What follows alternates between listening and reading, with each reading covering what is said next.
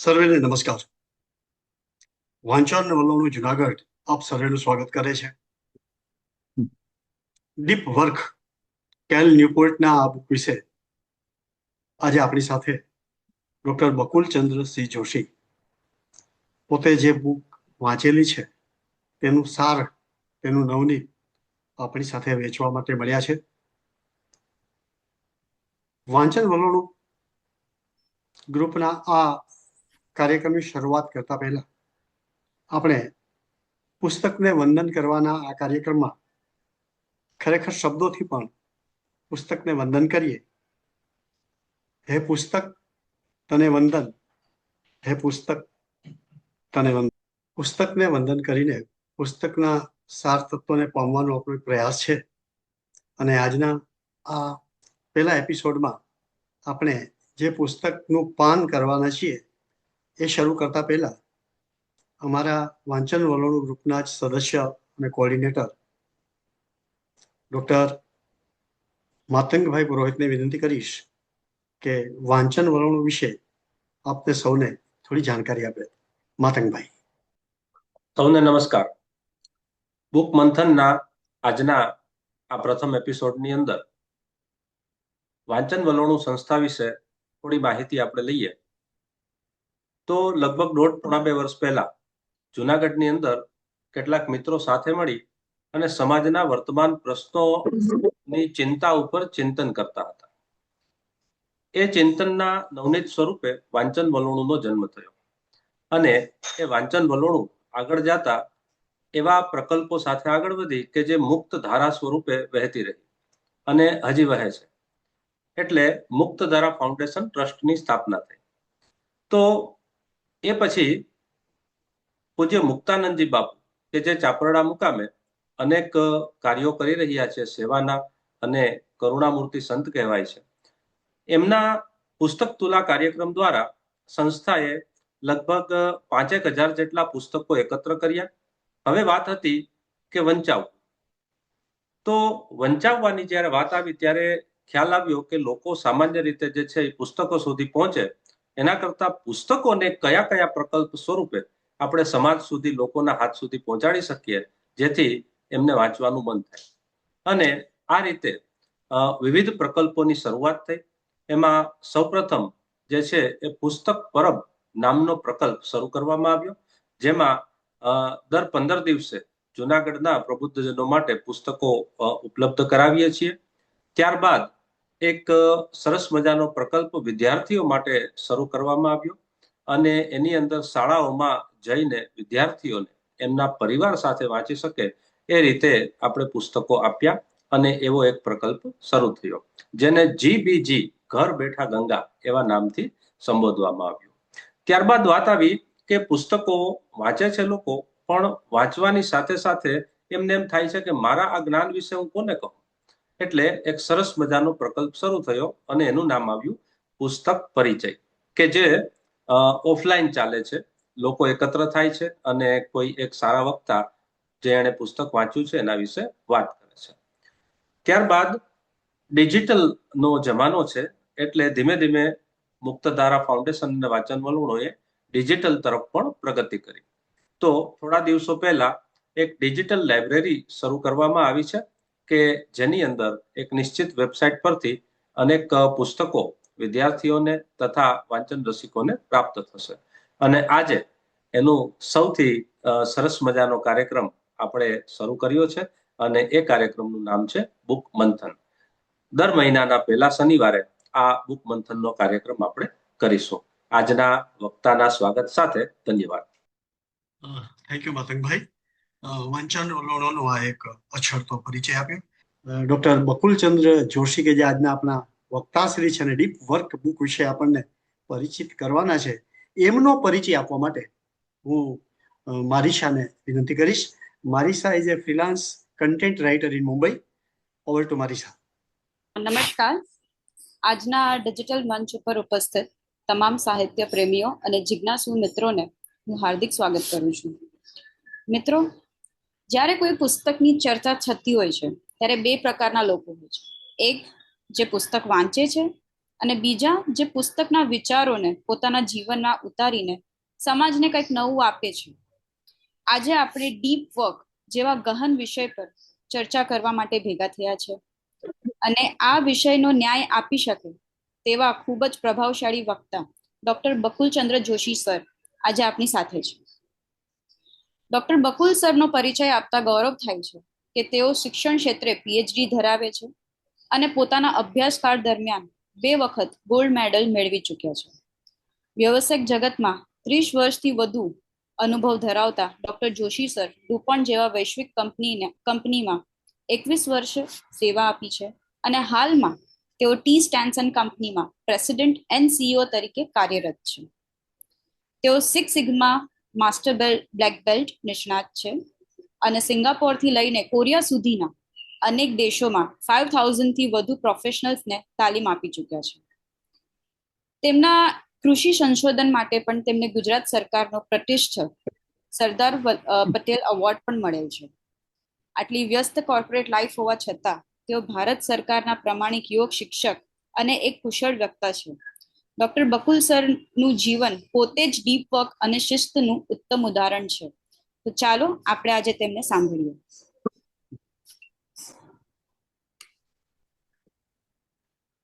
Should I start now?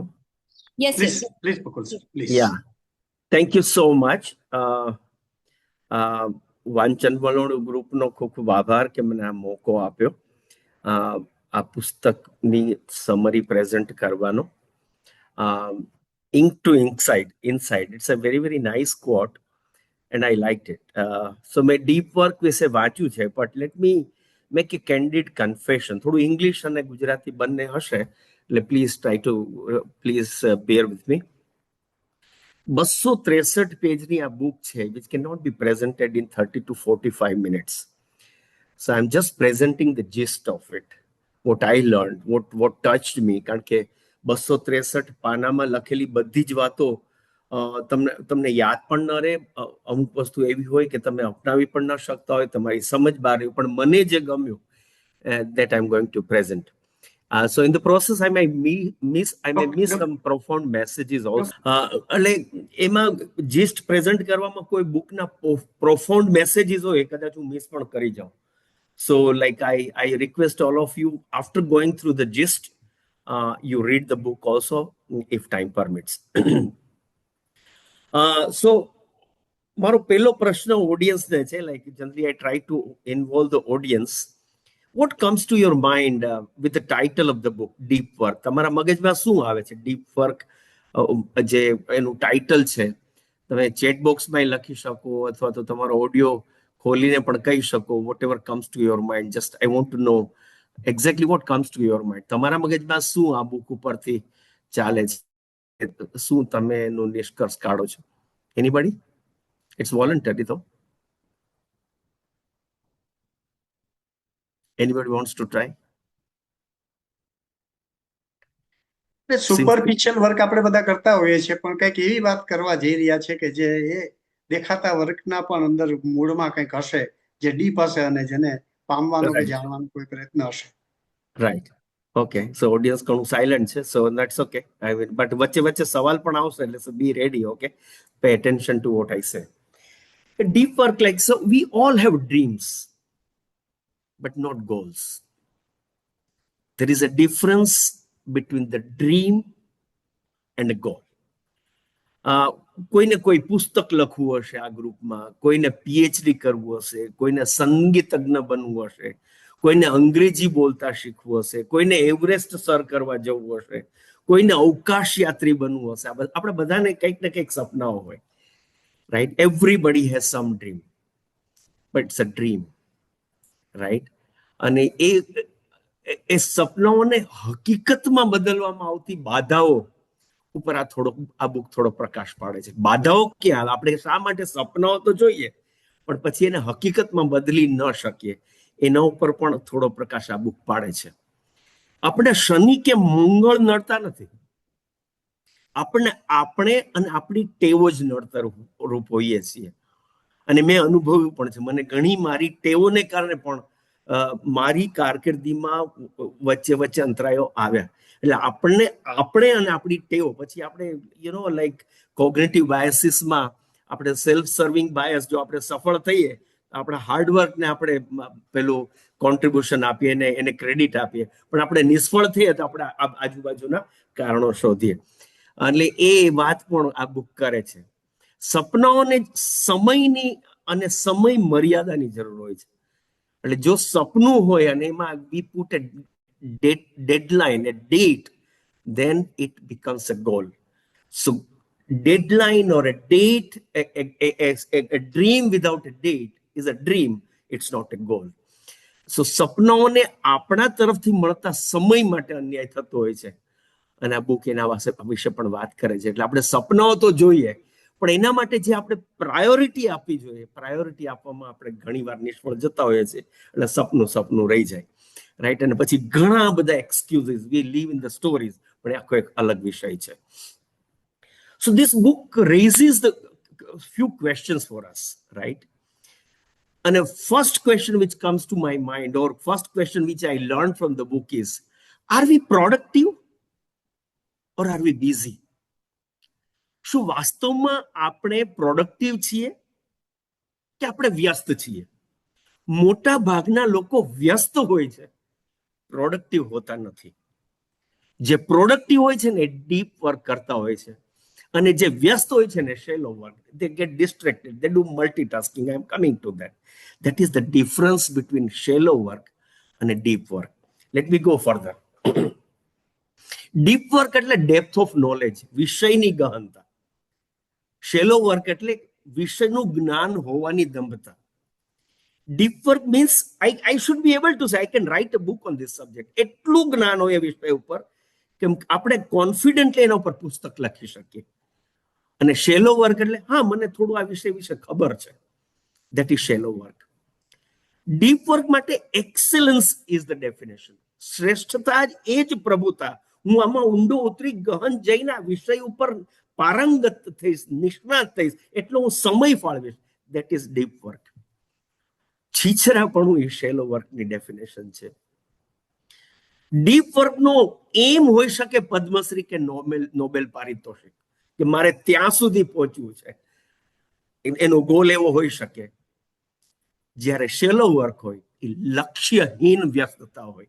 We spend hours together on Facebook, on Instagram, on Snapchat, on Twitter and all. અને બધામાં છબછબિયા મારીને. એટલે deep વર્કનો માણસ એ મધ દરિયાનો મરજીઓ હોય, એ કાંઠે છબછબિયા કરનારો માણસ ન હોય. અને ડીપ વર્ક કરનારા માણસમાં કરે જ હોય કે ના કહી શકે, no, I will not do this because I have my own priority. I want to achieve something in my life. અને જે શેલો વર્ક કરનારા હોય ને મનના મોળા હોય, ક્યાંય ના ન કહી શકે.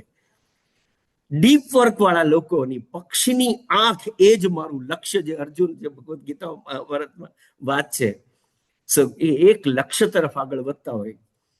શેલો વર્ક હોય એ બધા multitasker, riding on many horses at a time, બહુલક્ષી, બહુઆયામી, but it's in the negative terms. This is the basic difference between the deep work and a shallow work this book mentions about. હું બે ત્રણ ઉદાહરણ about the book, quickly તમને આ book વિશે તમને માહિતી આપું. આ બુક છે ને, ઇટ્સ અ ડીપ વર્ક. એટલે કે કાર્લ ન્યુપોર્ટ એની આગળ વાત કરું છું, લખાય ડીપ વર્ક એક 21મી સદીની સુપર પાવર છે એવું કહી શકાય. સતત પિંગ્સ, સતત નોટિફિકેશન્સ, સોશિયલ મીડિયા, હસલ કલ્ચરના યુગમાં જે પ્રોડક્ટિવ બનવા કરતા વ્યસ્ત રહેવાને પ્રાથમિકતા આપે છે, ન્યુપોર્ટ એની દલીલ કરે છે કે જ્ઞાનાત્મક રીતે મુશ્કેલ કાર્ય કોઈ પણ વિઘ્નને વિક્ષેપ વગર ધ્યાન કરવાની જે ક્ષમતા ધરાવે છે, આટલા બધા બિઝી વર્લ્ડમાં કોઈ એક વિષય ઉપર પૂરું ધ્યાન કેન્દ્રિત કરવાની જે ક્ષમતા ધરાવતો હોય, એ સફળ માણસ સામાન્ય માણસથી અલગ હોય. અને ન્યુપોર્ટ એના કેટલા ઉદાહરણો આપે છે. એટલે આપણે સામાન્ય માણસ છીએ કે સફળ છીએ કે કોઈ એક વિષય ઉપર એટલા ઊંડા ઉતરીએ કે પછી આપણને બીજું કંઈ કરવાનો ન તો સમય હોય, બીજું કંઈ કરવામાં આપણે ન, બીજે કોઈ પણ એક્ટિવિટી માટે આપણને નિસ્બત પણ ન હોય. અને એવા કેટલા ગાંડા લોકોના ઉદાહરણો પણ હું તમને આપું છું.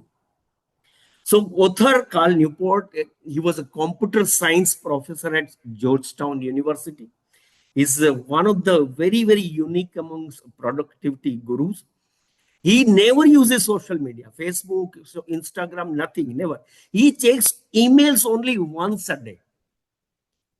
Okay. Going through social media and checking emails and all, that is a shallow work. He has really, he never spends time on social media. He checks emails only once a day. આખી book ના બે ભાગમાં વહેંચાયેલી છે, 2 main parts એના 7 chapters છે. પહેલા 3 chapter the idea, what is why deep work we have to do, અને part 2 4 chapters are rules, the training regimen to build the skill, how to do deep work. A પાછીના 4 chapter માં છે. Total બુકમાં 263 pages છે. This book is printed in over 40 world languages. It's a global bestseller. And its publisher is, like Little Brown and Company in UK and Hachette Division, a book group in the USA. And a big publisher. So this is about the book. Now, there are some deep work examples of some interesting people. એ કઈ રીતે deep work કરે ને શા માટે એ લોકો પારંગત Nevada એમાં એના 2-3 એક્ઝામ્પલથી કેસ સ્ટડીઝ આમાં પ્રેઝન્ટ કરેલા છે એની તમને વાત કરું. Virendrabhai, everything is fine? People can hear me okay? Okay. Everything is okay. Right. Okay. પેલો છે રિચાર્ડ ફેમેન. આની આખી એણે કેસ સ્ટડી પ્રેઝન્ટ કરી છે. એ નોબેલ લોરિએટ છે અને નોબેલ પારિતોષિક વિજેતા છે અને લેજેન્ડરી ફિઝિસિસ્ટ જેને નોબેલ પારિતોષિક મળ્યું. રાઈટ. જ્યારે એ ત્યાં પોતાની યુનિવર્સિટીમાં કામ કરે, વોર્ટન યુનિવર્સિટીમાં, તો એણે પોતાની એવી છાપ ઊભી કરી કે ભાઈ હું સામાજિક રીતે બહુ બેજવાબદાર માણસ. અને એને શા માટે એવી છાપ ઊભી કરી અને શું કે કોઈ પણ એ, કારણ કે he was a very senior scientist and A big professor, એટલે એને દરેક કમિટીમાં બોલાવે કે તમે ભાઈ આ રિક્રુટમેન્ટ કમિટીમાં આવો ને અમારે ડીન એપોઇન્ટ કરવાનો છે એ કમિટીમાં આવો ને તમે આ કલ્ચરલ કમિટીમાં આવો ને તમે આ કમિટીમાં આવો ને તે કમિટીમાં આવો ને બધાની એક જ જવાબ આપે, યાર હું બહુ જ બેજવાબદાર માણસ છું, હું જો તમે એમાં આવીશ ને તો તમારું કામ સરખું ચાલશે નહીં, એટલે તમે મને ન લ્યો ને તો સારું. એટલે એને એક એવી પોતાની છાપ જ ઊભી કરી દીધી કે ભાઈ આ એ માણસને ન રખાય. રાઈટ. આઈ મીન રિચાર્ડ ફેમેનને ન રખાય, એ સરખું કામ નહીં કરે. એ કામ કરમાં એમાં પેલો બેધડ કામ કરશે ને એમાં આપને સારું રિઝલ્ટ નહીં મળે, એટલે બધા એને કામ આપવાથી દૂર. પણ એની પાછળનું એનું કામ શું હતું? એની પાછળ he wanted to do a deep research on the physics. જો એ ડીપ રિસર્ચ કરવું એની 25 કમિટીનો મેમ્બર હોય, then he cannot do deep research. So he really took all the shallow work of becoming the member of every committees and every society. આપણે તો 2 સોસાયટીમાં 2 મીટિંગમાં ન બોલાવે તો આપણે નારાજ થઈ જઈએ. એ ક્યારેય નારાજ ન થતો, કારણ કે એને ખબર હતી એની લાઈફનો ગોલ શું હતો. એની લાઈફનો ગોલ હતો નોબેલ લોરિએટ. આવા ગાંડા લોકો નોબેલ પારિતોષિક મેળવી શકે જેને બીજા કોઈ પણ સોશિયલ કનેક્શન સાથે એને પોતાની બેક લીધી છે, બસ મારે આ જ કરવું છે. This is one example. It really touched my heart, right? So this is about Richard Feynman, a Nobel laureate. He never did any shallow work. He only focused on his Nobel research and he got the Nobel Prize. Second, Carl Jung and Carl Jung કે છે renowned and like an analytical psychologist, વિશ્વનો મહાન મનોવૈજ્ઞાનિક જે પોતે સિગમન્ડ Freud સાથે કામ કરતો હતો અને બંને સાથે કામ કરતા હતા અને બંને સાયકોલોજીના પ્રિન્સિપલ બંનેના ઓપિનિયન અલગ થાય and he decided no I will develop my own philosophy. અને એને પોતાની philosophy he started working. he was professionally completely in fractured life. એટલો બધો વ્યસ્ત રહે, એટલા બધા ઠેકાણે એને લેક્ચર આપવા જવાનું, પોતે પ્રોફેસર, એમાં પાછી એની ક્લિનિકલ સાયકોલોજીની practice, consultancy. he was completely sucked into this distracted છીછરા કામોમાં હંમેશા વ્યસ્ત રહે, એટલું બધો વ્યસ્ત રહે. અને ડિસાઇડ કર્યું કે જો મારે કંઈક કરવું હોય તો મારે આ બધું છોડવું પડે. એટલે એ પોતે એક મકાન બાંધ્યું જંગલમાં, બોલિંગ્ટન town, in the jungle to isolate himself. Jungle ma jato રહ્યો. Like I mean, sorry, the title below is wrong. Carl Jung is the name, right? But he's not a physicist because I could not delete it. I'm sorry about it. જે એવી જગ્યાએ એણે મકાન બાંધ્યું જંગલમાં જ્યાં electricity પણ ન હોય, પાણી પણ ન હોય. He was chopping woods, pumping water and thinking about the new philosophy, psychological philosophy. No one can access him. He segregated himself and he transformed himself from a busy doctor to a world-renowned philosopher.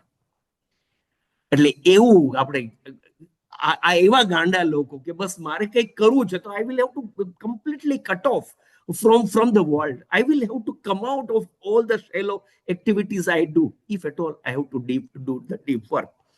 આજે like analytical psychology માં Carl Jung, in the corporate world, we learn leadership principles from Carl Jung. An entire world respects him as one of the greatest psychologists. Right? So this is another example કે deep work કરનારા લોકો deep work કરવા માટે કેટલું sacrifice કરે and then they end up achieving something. Right? Third, this example, but this example is not from this book. મારું એવું માનવું છે કે દરેક યુવાને આ બુક વાંચવી જોઈએ. The Obstacle is the Way by Ryan Holiday. દરેક વ્યક્તિએ આ બુક વાંચવી જોઈએ. રાઈટ? આપણી જીવનમાં એટલી બધી અડચણો આવે ને આપણે ત્યાં નાસીપાસ થતા હોય. પણ રાયન હોલિડે કહેવા માંગે છે કે obstacle is the way. Obstacle હશે તો તમને રસ્તો કરવાની ટેવ પડશે. અને એટલે જ યુએસ નેવી સીલમાં કોઈ પણ વ્યક્તિ ફેલ થઈ ન હોય તો એને લે નહીં. You are never tested failure, એટલે આઈ કેનોટ ટેક યુ. તો હું હવે તમને આની વાત કરું. Are you the next Demosthenes? Demosthenes એથેન્સની પ્રજાને એક લેક્ચર આપ્યું અને આખી એથેન્સની પ્રજા મેસિડોનિયન ડોમિનન્સ સામે વોર કરવા માટે તૈયાર થઈ ગઈ. એક જ lecture, just one lecture. But look at Demosthenes life. 7 વર્ષની ઉંમરે એના પિતાનું અવસાન થયું. ડેમોસ્થેનિસના ફાધર 7 વર્ષે મરી ગયા. એની બધી જ સંપત્તિની ચોરી થઈ ગઈ. કોઈ એને ભણાવે નહીં, એની માટે ભણવાના પૈસા નહીં, સ્કૂલે જાય ફી નહીં, એટલે he became a very frail, thin, હાસ્યાસ્પદ બાળક. કોઈને ધ્યાન પણ ના આપે. અને એમાં પાછું એને વાણીની ક્ષતિ, એ થોથરાતો હતો એ માણસ. રાઈટ? હી હેડ એ સ્પીચ ઇમ્પેરમેન્ટ. આવો બાળક વિશ્વનો મહાન ઓરેટર બન્યો. પણ કઈ રીતે બન્યો? You just read to the right side. એને એક કોર્ટમાં એક વકીલ દલીલ કરતો હતો અને દલીલ જોઈને માય ગોડ, આવી રીતે દલીલ કરી શકે આટલો સોલિડ ઓરેટર? નાનો 7-8 વર્ષનો બાળક જોઈને એના માટે એ મેન્ટર બની ગયો. એના માટે એ રોલ મોડેલ કે મારે એક વખત આવી રીતે સ્પીચ કોર્ટમાં આપી છે અને મારી બધી જ સંપત્તિ જે બીજા મારા સગાવાલાઓ લઈ ગયા છે, હું કોર્ટમાં કેસ મારી રીતે જીતીશ. અને એ કરી પણ બતાવે છે. પણ એ જ્યારે સ્પીચ એમ્પેરમેન્ટ હતું, એને ઇમ્પ્રુવ કરવા માટે એને શું કર્યું એ સાંભળવા જેવું છે. એ મોઢામાં પથ્થર ભરીને, મોઢામાં pebbles putting in the mouth, he started practising oratory. મોઢામાં 3-4 પથ્થર રાખે, કારણ કે એને સ્પીચ ઇમ્પેરમેન્ટ. એક જ શ્વાસે આખું વક્તવ્ય બોલવાની પ્રેક્ટિસ કરવા માંડ્યો. એક પહાડ ઉપર ચડે, એક આખી સ્પીચ તૈયાર કરે અને એક જ શ્વાસે પહાડ ચડતા એ સ્પીચ બોલવી, એવી પ્રેક્ટિસ કરે. એને ગુફા ખોદી અને ત્યાં જઈને રહેવા લાગ્યો. સતત બસ મારે ઓરેટરી સ્કિલ કેમ મારી ઇમ્પ્રુવ કરી, એના માટેના એના પ્રયત્નો કર્યો. અને એનાથી પણ વિશેષ, તમને હસવું પણ આવશે, એને માથાના અડધા ભાગનું મુંડન કરી નાખ્યું કે જેથી એને બહાર નીકળતા શરમ આવે. અને બહાર નીકળતા શરમ આવે તો એ પોતાના અભ્યાસ ઉપર ધ્યાન આપી શકે. અને આ પ્રકારની પ્રેક્ટિસ કરીને a small boy, a frail boy who has nothing, he has not studied, from there he became world best orator. And with one speech, entire Athens population, citizens of Athens, got ready to fight against Macedonian dominance. This is what the deep work is. Have we ever made any efforts for the goal or a dream we have for anything? Possibly this is the question this book raises for all of us. That includes me also. Okay? So no surprise why he became the world's best orator, the Demosthenes. So I recommend, apart from deep work, The Obstacle is the Way, everybody should read it. Okay? So deep work equation is what? It is a high quality work produced is equal to time spent and intensity of focus.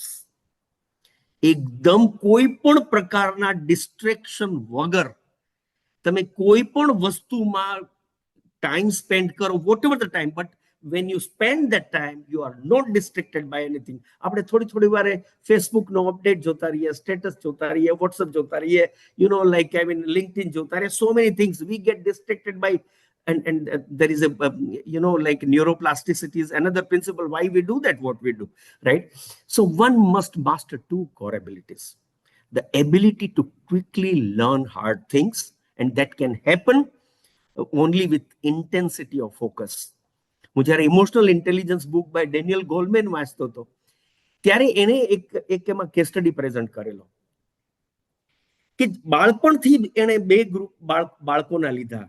એક ગ્રુપના બાળકો એવા હતા કે જે 50 બાળકો, એને મેથ્સનો example આપ્યો, અને બીજા ગ્રુપના બાળકોને મેથ્સનો એક્ઝામ્પલ આપ્યો.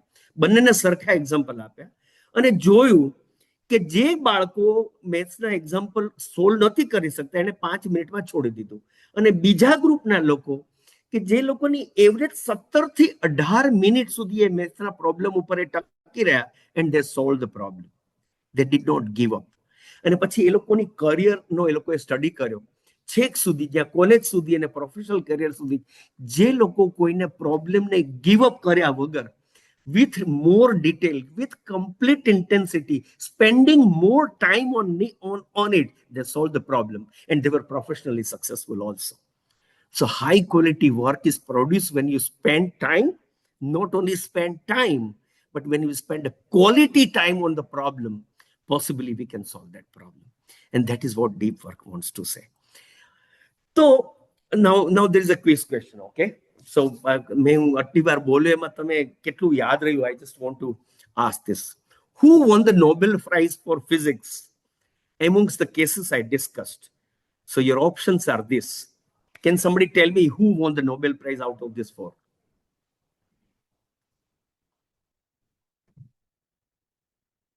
Anybody? Guys, you will have to respond. Who won the Nobel Prize in Physics amongst the cases I discussed? I discussed about Carl Newport, Carl Jung, Demosthenes, and Richard Feynman. Any idea? Anybody? Richard Feynman. That's the correct answer. Thank you so much. Chalo, let me ask another question. Author has studied from which university? Wharton University, Bollingen Town University, Athens University, or Georgetown University? Author of this book, Carl Newport, studied from which university?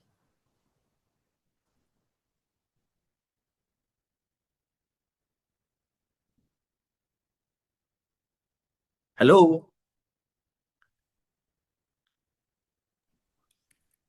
Anybody?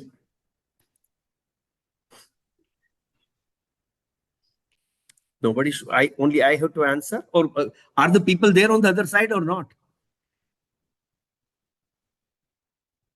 વિરેનભાઈ, કોઈ સાંભળે છે કે હું એકલો જ બોલું? ઘણા લોકો સાંભળે છે અને YouTube લાઈવ પણ થાય છે.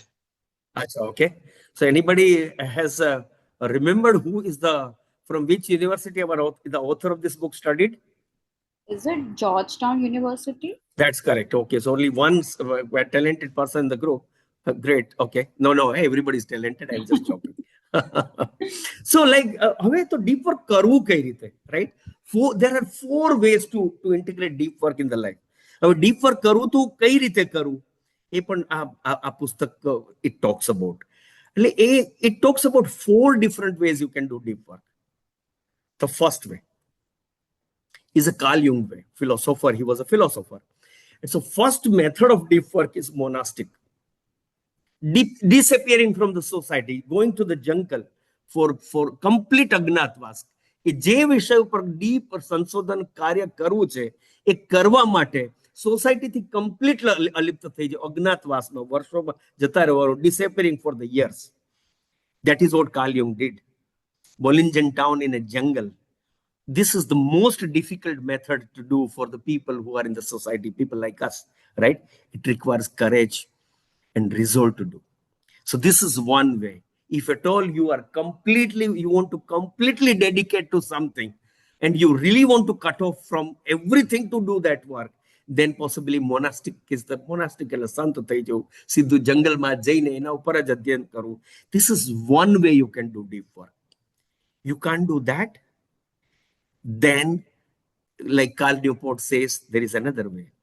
Adam Grant he was a Wharton professor.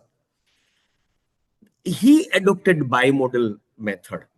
And a bimodal method means disappearing for weeks or months. અહીંયા વર્ષોનો અજ્ઞાતવાસ, અહીંયા મહિનાઓનો અજ્ઞાતવાસ. What Adam Grant did, he was a professor in Wharton. એક સેમેસ્ટર એ ટીચિંગ કરે અને એક સેમેસ્ટર કોઈ પણ કોર્સિસ ન લે, only focus on the research. It's a bit difficult, but not impossible. Adam Grant was one of the greatest, professors. I forgot his profile right now, but he adopted this bimodal, wherein some part of your week you dedicate only to your research, and some part you can do the shallow work. Because આપણે shallow work ને avoid તો ન કરી શકીએ. Third thing is Jerry Sheffield. He was a stand-up comedian, rhythmic. Specific time of the day, કલાકોનો અજ્ઞાતવાસ. That means dedicated 90 minutes only for the project. Very easy to adopt. Do we do that? એવી 90 minute કે એવી 2 કલાક કે એવી 3 કલાક કે એવી 1 કલાક કે જેમાં બાર બોર્ડમાં લખેલું છે ડુ નોટ ડિસ્ટર્બ મી. આપણો મોબાઈલ ફોન બંધ હોય, સોશિયલ મીડિયા બંધ હોય, કોઈને એ રૂમમાં આવવાનો અધિકાર ન હોય. I do my work, and that's a rhythmic. And that also has to happen. That 90 minutes has to happen every day at a specific time. સવારે 8 થી 9:30 હું એમ કે મારું ડીપ વર્ક કરીશ, હું મારું અધ્યયન કરીશ. મારે પુસ્તક લખવું છે તો હું પુસ્તક વિશે જ કામ કરીશ, બીજું કંઈ નહીં કરું, બીજું મારે કોઈ ડિસ્ટ્રેક્શન. એ પણ એક specific time. Why? Because then brain will be wired. It is called the rewiring of the brain. It is called the neuroplasticity of the brain. તમે એક જ કામ સતત એક જ સમયે કરતા રહો. તમને એ 8 વાગ્યાનો ચાલુ થયો, 7:45 વાગ્યાથી તમને બ્રેન તમને ધક્કો મારે કે ભાઈ 8 થી 9:30 તમારે ડીપ વર્ક કરવાનો સમય છે. So that rhythm we have to set.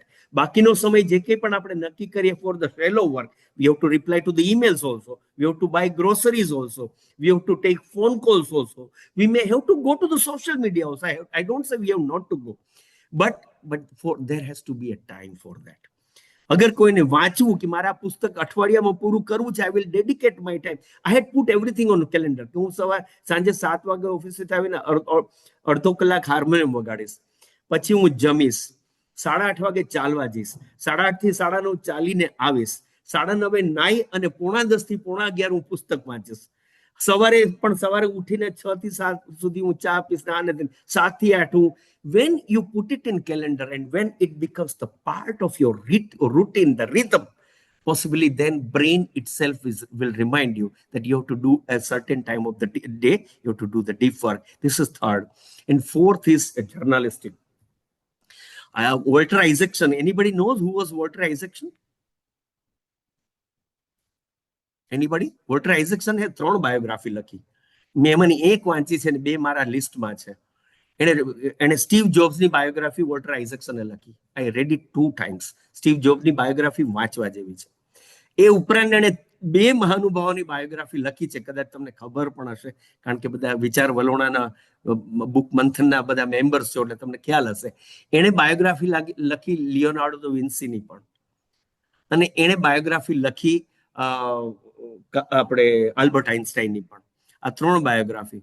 હવે એનું જે ડીપ વર્કની સ્ટાઇલ કમ્પ્લીટલી અલગ, કારણ કે some people are tune to that kind. It is a journalistic. He is cognitively flexible. He can meditate in the crowd also. Like એ આપણી સાથે બેઠો હોય ને એને એક આઈડિયા આવે, અહીંયા વાતો ચાલતી હોય ત્યાંથી ઉભો થઈને પોતાનો એક પેરેગ્રાફ લખી આવે. સો he can do the deep work even in a distracted period, in a distracted world. So that is called journalistic. It is the most difficult. Once we are distracted, we cannot come back very fast. So it doesn't require warm up. He isolates from social gathering the moment idea comes to his mind. So there are 4 different methods to do deep work.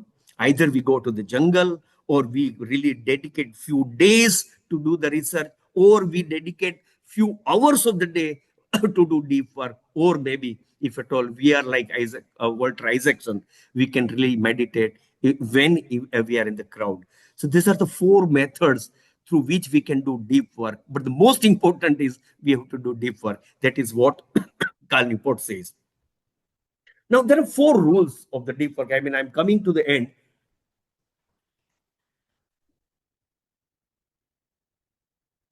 There are 4 different rules to the deep work. Rule number 1, work deeply. જેની મેં વાત કરી દીધી, અમુક બહુ time. We don't have to wait for inspiration to do deep work. We have to make it a ritual. Either થોડા દિવસ spare કરીશ, થોડી કલાકો સ્પેર કરીશ. We have to make it a ritual. મને જ્યારે પ્રેરણા થશે ત્યારે ડીપ વર્ક, એ પ્રેરણા ક્યારે થાય જ નહીં. Until we bring it in the ritual, એ પ્રેરણા ક્યારે થાય જ નહીં. That is what Cal Newport wants to say. So use any philosophy which is shooting to you, monastic, bimodal, rhythmic, whatever suits you. But you make it a ritual that I will do it regularly. So that is rule number 1, work deeply. I discussed about it, not spend much time. Second is embrace boredom. આ બહુ important છે. I mean થોડું ધ્યાન આપજો, બહુ મહત્વનું છે. Embrace boredom. આપણું છે ને બ્રેઇન વાયર્ડ હોય. આપણે ફોન સ્ક્રોલ કરવાની ટેવ પડી હોય તો બ્રેઇન ઇઝ વાયર્ડ. થોડી વખતે બ્રેઇન જ આપણને ધક્કો મારે કે ભાઈ તારે જવું પડશે. Like FOMO, right, fear of missing out, right. The moment we get in to, આપણે ક્યાંય ગ્રોસરીની લાઈનમાં ઊભા હોઈએ ને અને આપણે શેલો વર્ક કરતા એટલે તરત બોર થઈએ, લાઈનમાં ઊભા એટલે તરત આપણે ફોન કાઢીએ. પણ જે માણસ ડીપ વર્ક કરે ને એને ઇન્ટેન્સ ડિઝાયર થાય તો પણ એ ફોનને ટચ ન કરે. એટલે આપણી જે ડિસ્ટ્રેક્ટેડ વર્લ્ડમાં રહીએ છીએ એના કારણે આપણું જે બ્રેઇન વાયર છે, એટલે સ્લાઇટેસ્ટ ઓફ બોર્ડમમાંથી આપણે લાઈક બોર્ડમ થાય એટલે તરત જ આપણે we go back to our old habits. Brain crave for distractions. Train brain to do otherwise. Break that wiring. અને જો આપણે ડિસ્ટ્રેક્ટેડ વર્લ્ડમાં રહેવાની ટેવ પડી હોય અને ડીપ વર્ક કરવું, it's very very difficult. And that is reason આપણે એ ટેવો તોડવી પડે, વાયરિંગ તોડવું પડે. And that can happen through neuroplasticity. And neuroplasticity, why I'm repeating is કે તમારે એ હેબિટને તોડવા માટે નવી હેબિટ બિલ્ડ કરવી પડે. અને નવી હેબિટ તમે બિલ્ડ કરો ત્યારે એ વાયરિંગ તૂટે અને ત્યાંથી આપણી ટેવ જાય ને નવી ટેવ પડે. So this is what it. So we have to break the boredom. Third is quit social media. This is the most controversial part of the book. Author has never uses social media. As I mentioned earlier also, he takes email just once a day. Insta, Facebook, Twitter, we don't use them. મને ખ્યાલ છે મારો સમય કેટલો social મીડિયામાં જાય. When I realized, I deleted all of them. I started giving my phone after 9 o'clock to one of my daughters. But because brain is wired, I mean, તમને એમ થાય કે I'm missing something. Because so Facebook, Instagram and Twitter, we don't use them. They use us. એ આપણો ઉપયોગ કરે છે, આપણે એનો ઉપયોગ કરતા નથી. યુ રિમેમ્બર, તમે એક વખત પણ સોની ટીવી બોલી ગયા એટલે તમને સોની ટીવીની એડવર્ટાઇઝમેન્ટ અને ટીવીની એડવર્ટાઇઝમેન્ટ ફેસબુકમાં ને ટ્વિટરમાં, ઇન્સ્ટાગ્રામમાં આવવા લાગે. They use us. They like, I mean, track our patterns and then we become victim. એ બધા સોફ્ટવેર ડિઝાઇન જ એવી રીતે કે we become addict to it. But ultimately, how much time it takes from our valuable time.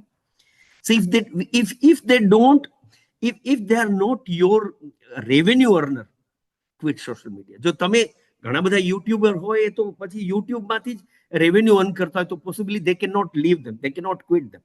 But if at all it is not our revenue earner, how much time we are spending on social media? What is our screen time? And that is killing us. That is killing our career.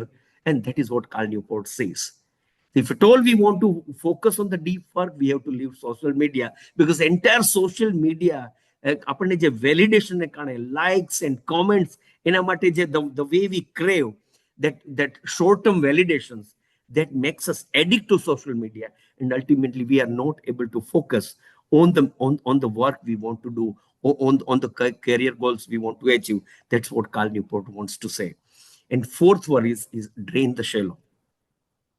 એકવાર સમય ગયો એ રિકવરેબલ નથી, આપણે બધા જાણીએ છીએ, તમે તો બધા પ્રબુદ્ધ લોકો છો, right? 1 hour spent on shallow work steals 1 hour from deep work.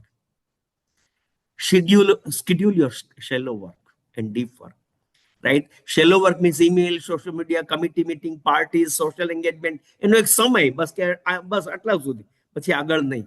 And clearly define time for the deep and reduce shallow. The more we focus towards deep work, better it is. So these are the 4 rules: work deeply, embrace boredom, quit social media, and drain the shallow. Rule out. Take shallow work out of your life. That is what Cal Newport wants to say to all of us, right? So next question. So my style of working is I dedicate 90 minutes to my PhD research every day from 8 to 9:30. Which deep work philosophy I have adopted? मैं 4 deep work ની philosophy કીધી, right? So if at all a guy is spending 90 minutes every day for his PhD research from 8 to 9:30, of the 4 philosophy, which philosophy he has adopted? Is it monastic, rhythmic, journalistic? There is a spelling wrong, I'm sorry. And bimodal. Which one it is? Anybody?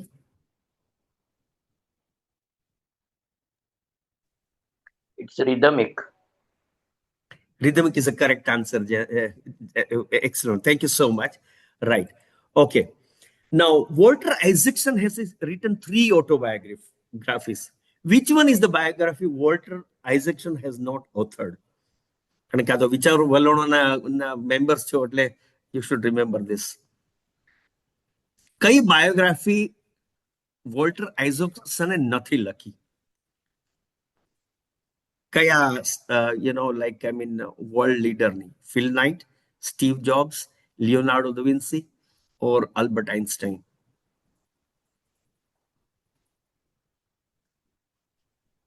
Phil Knight. That's correct. Phil નાઇટે પોતે પોતાની autobiography લખી છે, શુ dog નામની. અને બાકી આ 3 they have not written autobiography. Their biography is written by Walter Isaacson. I have read one. I have to read 2. I have read 2 rather, Shoe Dog and Steve Jobs, but both are very interesting. Okay, so Phil Knight is the one whose biography Walter Isaacson has not written. So this is the last part of my this thing. Let us declutter our life. So Cal Newport એક એમાં example આપ્યું છે. I really liked it. Packing party of Ryan Nicodemus. Ryan Nicodemus નું 3 રૂમનું મોટું મકાન હતું. મકાન આખું સામાનથી ભરચક હતું અને એકાએક એને જીવનને સરળ બનાવવાનો નિર્ણય લીધો. એટલે જેટલો સામાન એનો હતો એને બધો જ કાર્ડબોર્ડના સામાનમાં પેક કરી દીધો. દર વખતે ફેંકવા જાય એટલે એને વિચાર આવે, રેવા દે, ક્યારેક કામ લાગશે, આપણે બધા કરતા હશું, રાઈટ? અને એના જ કારણે ઘરમાં સામાન ભેગો થાય. એટલે એ પણ હંમેશા સામાન એને પણ એટલે જ ભેગો, આપણા જેવો જ એક વ્યક્તિ હતો, સામાન એટલે ભેગો થતો રહે કે ભાઈ ક્યારેક કામ આવશે, ક્યારેક કામ લાવશે કામ. આ વખતે એને શું કર્યું? જીવન સરળ બનાવવા માટે બધો જ સામાન એને બોક્સમાં પેક કરી દીધો. He called it a packing party, as if he is to move to other city. પછી રાયને નેક્સ્ટ આખું અઠવાડિયું બોક્સ ખોલ્યા વગર જીવ્યો. જો એને કોઈ વસ્તુની જરૂર પડે તો એ બોક્સમાંથી કાઢી અને જગ્યાએ મૂકી દે. થોડા અઠવાડિયા પછી એને લાગ્યું કે 80% વસ્તુઓની તો એને જરૂર જ નહોતી. પછી એને નક્કી કર્યું, બોક્સમાં રહી ગયેલી બધી જ વસ્તુનો એને નિકાલ કરી દીધો. આપણા ઘરમાં અને આપણા મગજમાં આપણે ઘણું બધું ક્લટર કરીને બેઠા હોઈએ. If at all we remove all of them, then only we can focus on something. And that is the reason I want to say what Cal Newport wants to say. Rather, I also have to learn a lot from this case, that we have to declutter our life mentally and physically, right? So let us declutter our mind and our life, and that will help us focus on what we want to achieve. That's what he says, right? Finally, My final words: deep work is not just about productivity, it's about fulfillment. A life spent in deep focus is a life that feels meaningful and ordered. A life spent in frantic blur of emails and notifications, they're often very hollow and shallow. That is the reason Harivansh Rai બચ્ચનની કવિતા છે, તમે બધા સાંભળી જશે, લહેરોं से डर के कभी नौका पार नहीं होती, कोशिश करने वालों की कभी हार नहीं होती. एक नन्ही चींटी जब दाना लेकर चलती है, चढ़ती दीवारों से 100 बार फिसलती है. मन का विश्वास रगों में साहस भरता है. चढ़कर गिरना, गिरकर चढ़ना नौ से खड़ता है. आखिर उसकी मेहनत बेकार नहीं होती, क्योंकि कोशिश करने वालों की कभी हार नहीं होती. डुबकियां सिंधु में गोताखोर लगाता है, जा जाकर खाली हाथ वापस लौट आता है. मिलते नहीं सहज मोती पानी में, बढ़ता दुगुना उत्साह उसी हंसी हैरानी में. मुट्ठी उसकी खाली हर बार नहीं होती, क्योंकि कोशिश करने वालों की कभी हार नहीं होती. असफलता एक चुनौती है, स्वीकार करो. क्या कमी रह गई देखो और सुधार करो. जब तक सफल न हो चैन की नींद त्यागो तुम. संघर्ष करो, मैदान छोड़ मत भागो तुम. कुछ किए बिना ही जय जयकार नहीं होती. कोशिश करने वालों की कभी हार नहीं होती. Thank you so much.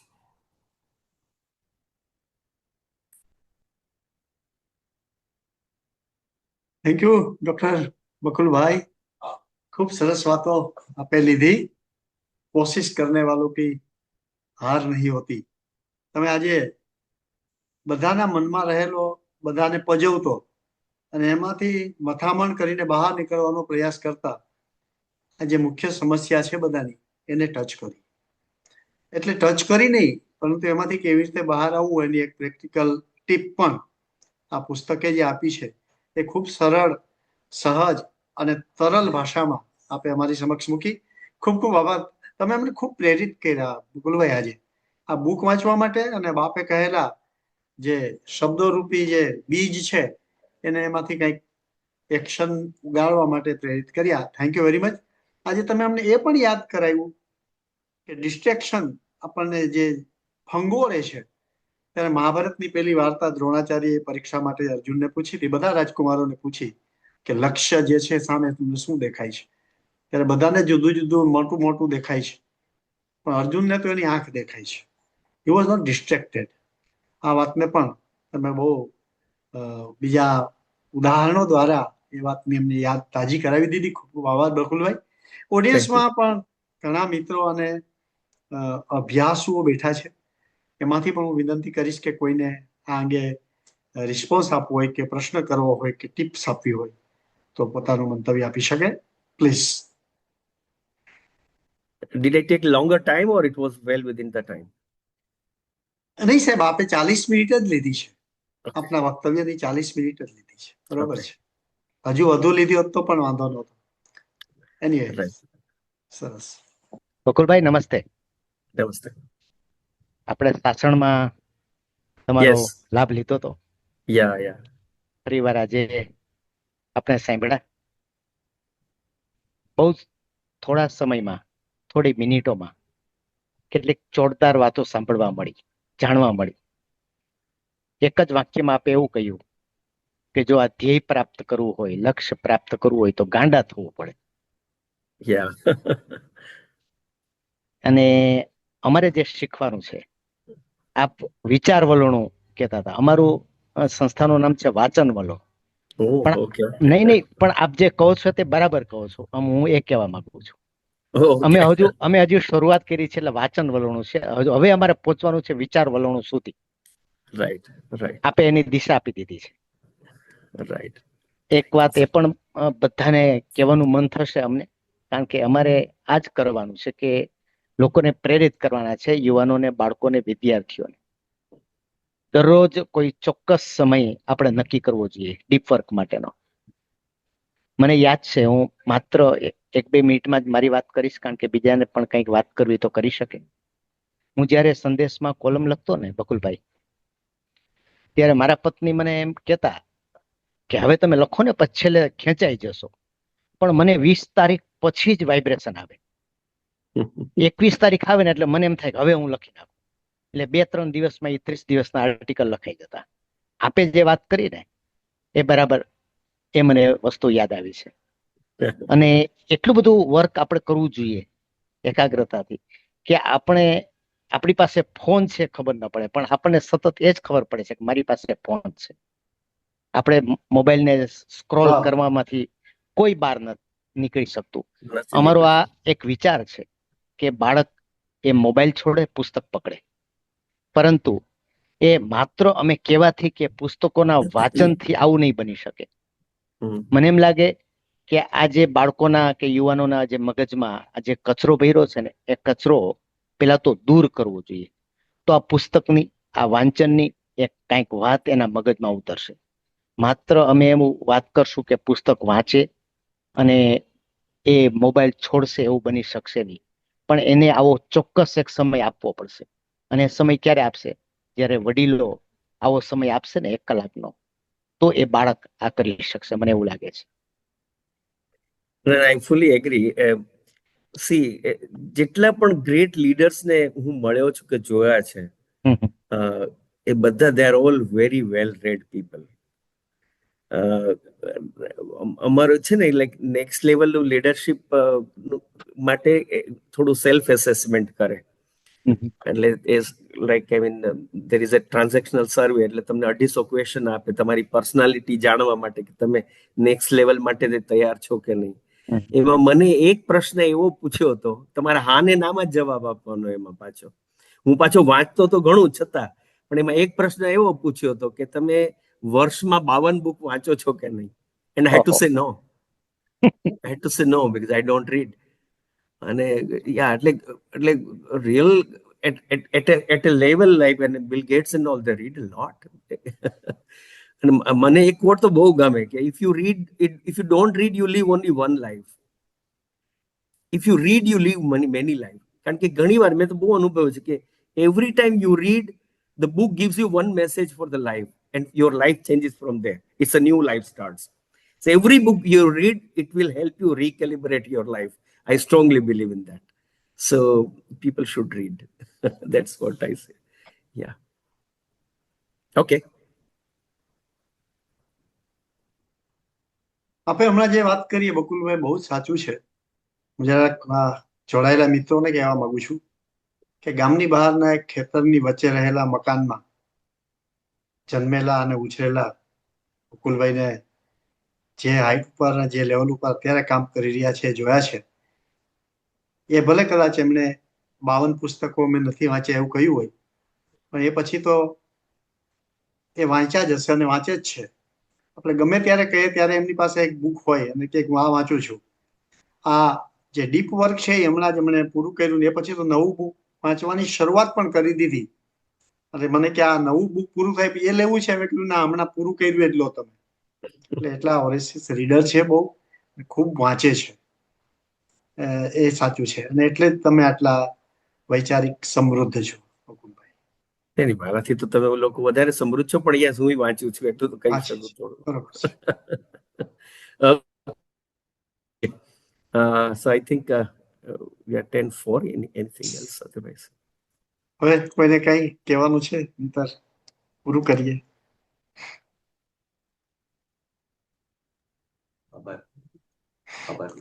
Virendrabhai નમસ્તે, હિતુભાઈ છું. Yes Nitubhai, please. બસ સૌ પ્રથમ તો વાંચન વલણોને આ નવા ઇનિશિયેટિવને માટે ખૂબ ખૂબ અભિનંદન. અને આનાથી ખરેખર યુવાનોની પાસે પહોંચી શકાય એવી એક સંભાવના ઊભી થાય છે. એટલે આઈ welcome this. Thank you so much okay, and all the way. મિત્રો, ખૂબ મજા પડી. ફરી પાછા આવા પ્રકરણોમાં મળીશું. અત્યારે વાંચન વલોણું ગ્રુપ સાથે જુનાગઢના જે મિત્રો જોડાયેલા છે એમના વતી અને જોડાયેલા બધા મિત્રો વતી પણ હું બકુલભાઈનો હૃદયપૂર્વક આભાર માનું છું.